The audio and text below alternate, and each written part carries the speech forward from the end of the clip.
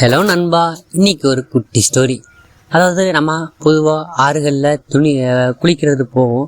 குளிக்க போகும்போது துணி எடுத்துகிட்டு நம்ம துவைக்கிறதுக்காக போவோம் இல்லையா? ஸோ ஆறுகளில் துணி துவைக்கும் போது நம்மளோட கால்களில் மீன் குறிச்சிக்கிட்டே இருக்கும். மீன்கள் கடிக்கிறது நமக்கு நல்லது தான்.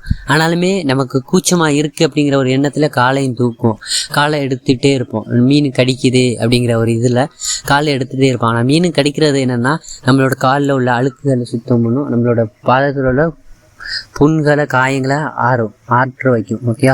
ஸோ அது மீனோட குணம். ஆனால் நம்ம மீன்கள்கிட்ட காலை கொடுக்காம நம்ம காலை தூக்கிறோம்.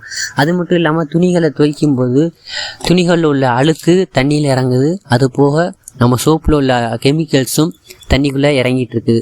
ஆனால் அது மீன்கள் அந்த மீன் தண்ணியில் வாழும்போது அந்த மீன்களை பாதிக்குது. அது ஃப்யூச்சரில் எப்படி வரும்னா, அந்த நீர் மாசுபடுறதுனால அந்த குளிக்கிற மக்களுக்கும் கேடு ஏற்படுது.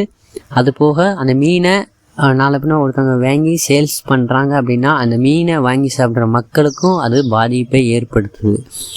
இதிலிருந்து நம்ம என்ன தெரிஞ்சுக்கிறோம் அப்படின்னா, நம்ம ஒரு தவறு செய்கிறோம் அப்படின்னா நம்மளுடைய முன்னோர்கள், நம்மளுக்கு மூத்தவங்க நம்மளுடைய முக பாவனைகளையும் நம்மளோட நடவடிக்கைகளையும் வச்சு கண்டுபிடிச்சிருவாங்க. இந்த மிஸ்டேக் இவன் பண்ண போகிறான் அப்படிங்கிறது அவங்க முன்னாடியே ஒரு இன்ஸ்ட்ரக்ஷன் கொடுப்பாங்க. நீ இப்படி பண்ணாத, இது ஒன்று தவறு அப்படின்னு சொல்லி கொடுப்பாங்க.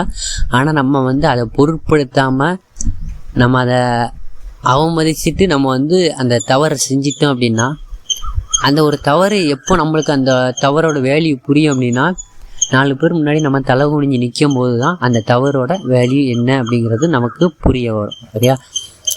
இந்த தவறு நம்ம செய்கிறதுனால நமக்கு நம்மளோட சுயமரியாதை போகும், நம்மளோட மதிப்பு மரியாதை எல்லாமே குறையும், நமக்கு ஒரு கெட்ட பேர் ஏற்படும்.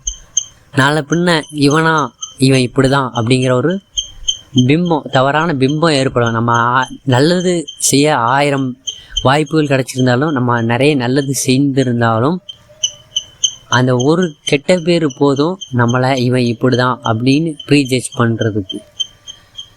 அதாவது நம்ம மூத்தவங்க சொன்னாங்க அப்படின்னா அதை தயவு செய்து கேட்கணும். அதை கேட்காம நம்ம மதிக்காமல் இருந்தோம் அப்படின்னா அந்த நம்ம பண்ணக்கூடிய மிஸ்டேக்கு அது நமக்கு ஃப்யூச்சரில் அது பாதிப்பை ஏற்படும். ஸோ இன்றைக்கான லெசன் இது தான். இது பிடிச்சிருந்தால் மறக்காமல் லைக் பண்ணுங்கள், நம்ம சேனலுக்கு மறக்காமல் சப்ஸ்கிரைப் பண்ணுங்கள்.